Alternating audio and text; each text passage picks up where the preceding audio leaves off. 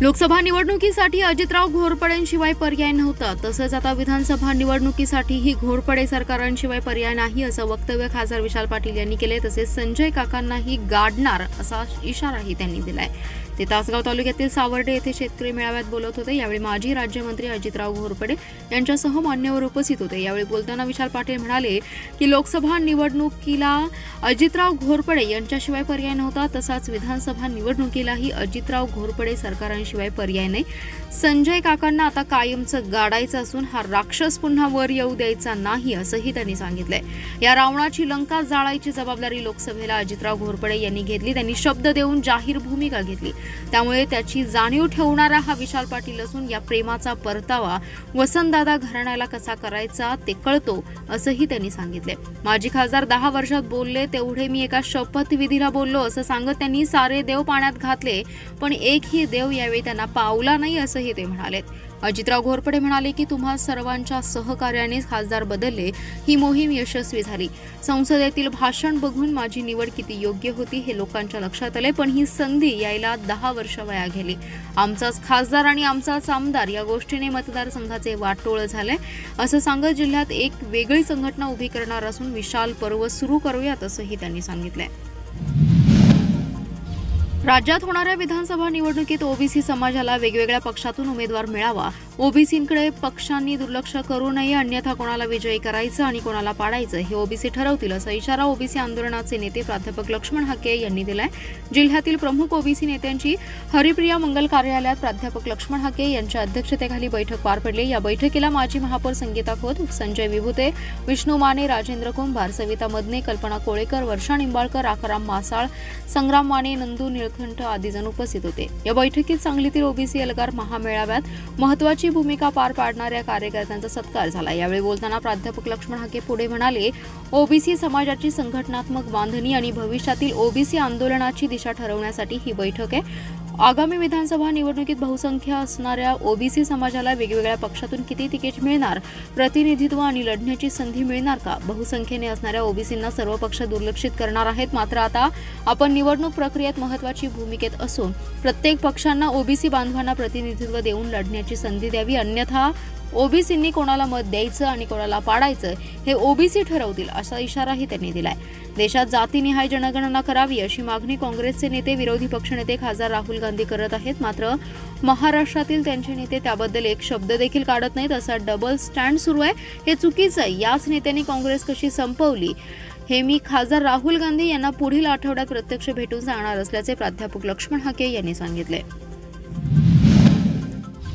गेल्या काही दिवसांपासून उत्सुकता लागलेल्या गणरायाचं उद्या घरोघरी आगमन होते। गणपती बाप्पा मोरया, मंगलमूर्ती मोरयाच्या गजरात सकाळपासून गणरायाचं आगमन होईल।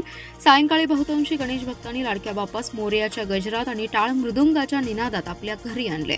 बाजारपेठेत खरेदीसाठी गर्दी फुलली होती। गणरायाची प्रतिष्ठापना विधिवत करण्यात येणार आहे।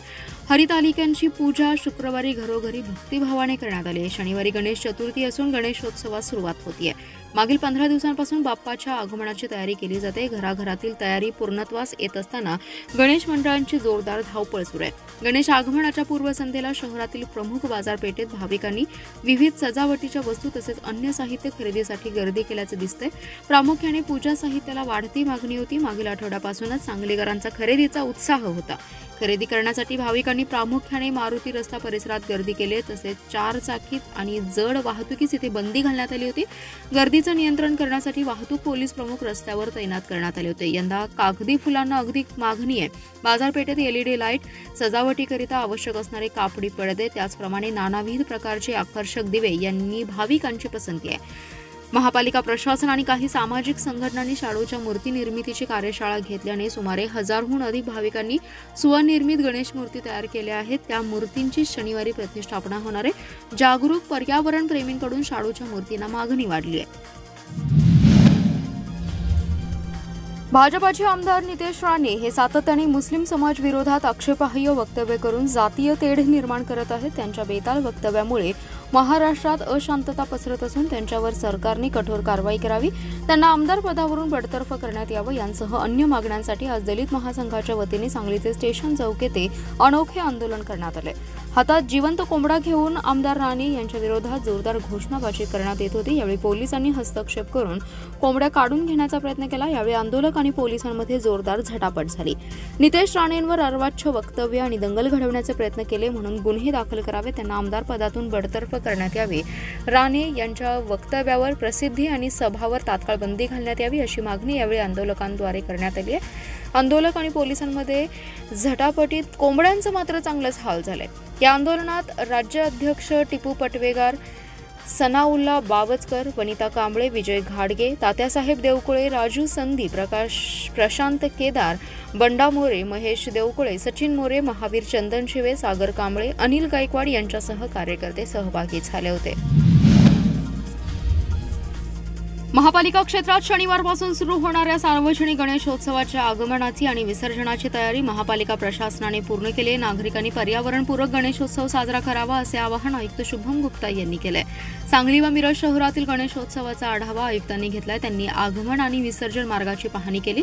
खड्डेमुक्त गणेशोत्सव ही संकल्पना राबवत विसर्जन आणि आगमन मार्गावर एकही खड्डा दिसणार नाही याबाबतच्या सूचना प्रशासनाला केल्या।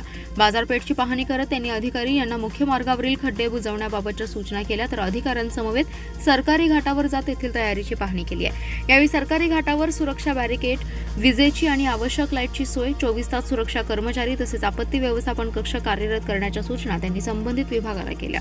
तसेच सरकारी घाटावर विसर्जनाच्या वेळी नागरिकांनी गर्दी करू नये, लहान मुलांना सोबत आणणं टाळावं असं आवाहन आयुक्त शुभम गुप्ता यांनी केले। कृष्णा नदीच्या पाणी पातळीत वाढ झाल्याने खबरदारी म्हणून महापालिकेकडून विसर्जनाची सोय करण्यात आली असून महापालिकेच्या बोटीच्या माध्यमातून गणेश मूर्त्यांचं विसर्जन मोफतपणे केलं जाईल अशा सूचनाही आयुक्त गुप्ता यांनी अधिकाऱ्यांना केल्या। तसेच नागरिकांनी सुद्धा नदीपात्रामध्ये विसर्जनासाठी न उतरता महापालिकेच्या बोटिंगमध्ये आपल्या मूर्त्या द्याव्यात, त्याच नदीपात्रात विसर्जन महापालिका प्रशासन करेल असं आवाहन सुद्धा आयुक्त गुप्ता यांनी केले।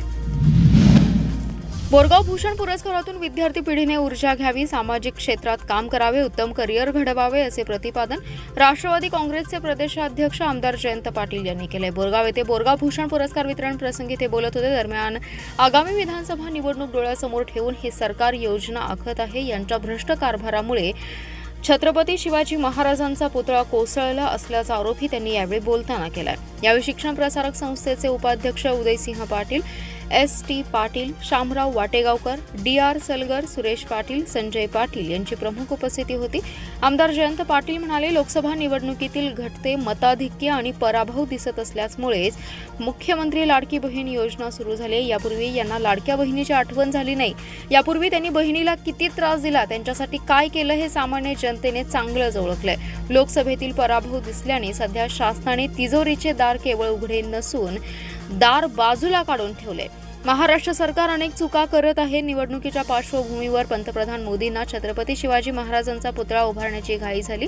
पुतळ्याचं काम निकृष्ट झालं। महाराजांचा पुतळा कोसळला ही खूप वाईट गोष्ट घडली आहे। पुतळ्याच्या कामामध्ये विरोधकांनी पैसे खाल्ले, भ्रष्टाचार केला। प्रत्येक गोष्टीत भ्रष्टाचार करण्याची त्यांची सवयच आहे। महाराष्ट्रातील जनता हे माफ करणार नाही। देवेंद्र फडणवीस त्यांनी सुरतेची लूट आणि छत्रपती शिवाजी महाराज यांच्या बाबतीत चुकीचं विधान केलं। इतिहास तसा नाही, तब्बल 2 वेळा छत्रपती शिवाजी महाराजांनी सुरतची लूट केली। छत्रपती शिवाजी महाराजांचा इतिहास बदलणाऱ्या विकृतींना आपण रोखलं पाहिजे। राज्यात महिलांवरील अत्याचार वाढतायत, राज्यात कायदा आणि सुव्यवस्था नाही अशी टीकाही त्यांनी यावेळी बोलताना केली आहे। सांगली शहरासह जिल्ह्यात खून, हाणामारी, चोरीच्या घटनेत वाढ झाली आहे, त्यामुळे नागरिकांमध्ये भीतीचं वातावरण निर्माण झाले। जिल्ह्यात वाढत्या गुन्ह्यांचं प्रमाण चिंताजनक आहे। सदरची गुन्हे रोखण्यासाठी कठोर पावले उचलावीत अशा सूचना खासदार विशाल पाटील यांनी पोलीस अधीक्षक संदीप घुगे यांना केल्या। तसेच गणेशोत्सव आणि ईद ए मिलादच्या पार्श्वभूमीवर कोणताही अनुचित प्रकार घडू नये यासाठी दक्षता घेण्याचं आवाहन त्यांनी केले। सांगलीसह जिल्ह्यात गेल्या काही दिवसांपासून गुन्हेगारीचं प्रमाण वाढले। चोरी, दरोडा, हाणामारी, नशेचं प्रमाण वाढले। सतत घडणाऱ्या गुन्हेगारी घटनांमुळे नागरिकांमध्ये भीतीचं वातावरण निर्माण झाले। या पार्श्वभूमीवर खासदार विशाल पाटील यांनी पोलीस अधीक्षक संदीप घुगे यांची भेट घेऊन आढावा घेतलाय। यावेळी विविध विषयांवर चर्चाही केली आहे। जिल्ह्यात गुन्हेगारीचं वाढतं प्रमाण चिंताजनक आहे। चोऱ्या, दरोडे, खून यांसारखे गुन्हे सतत घडत असल्याने नागरिकांमध्ये भीती आहे। पोलीस प्रशासनाने वाढत्या गुन्हेगारीला आळा घालण्यासाठी कडक उपाययोजना करावीत। गणेशोत्सव आणि ईद ए मिलादच्या पार्श्वभूमीवर कोणताही अनुचित प्रकार घडू नये म्हणून पोलीस प्रशासनाने दक्षता घ्यावी अशा सूचना यावेळी खासदार पाटील यांनी केल्या। वैभवदादा पाटील युवा शक्ती मंचच्या वतीने आयोजित केलेल्या वैभव पर्व दहीहंडी चिंचणीच्या प्रभोदय गोविंदा पथकाने चित्तथरारक 6 मनोरे रचत दहीहंडी फोडली आहे. तब्बल 4.5 तास जमलेल्या तरुणाईने अभूतपूर्व जल्लोष केलाय. मानाची वैभव पर्व दहीहंडी विट्याची दहीहंडी फोडणाऱ्या चिंचणीच्या प्रभोदय गोविंदा पथकास रोख बक्षीस 1,09,675 रुपयांचं रोख बक्षीस देण्यात आले. विटामायनी रोडवरील आदर्श महाविद्यालयाच्या प्रांगणात वैभवदादा पाटील युवा शक्ती मंचच्या वतीने आयोजित केलेल्या वैभव पर्व दहीहंडीचं आयोजन केलं होतं. प्रारंभी या दहीहंडीचं पूजन माजी आमदार सदाशिवराव पाटील यांनी केलं.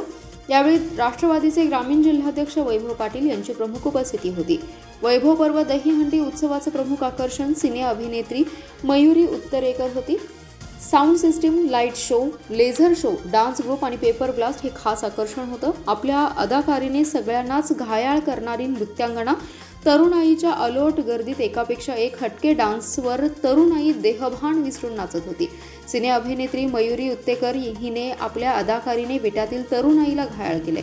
मयुरी उत्तरेकर व सहकारी कलाकारांनी यावेळी बहारदार नृत्य सादर करत प्रेक्षकांची मने जिंकली.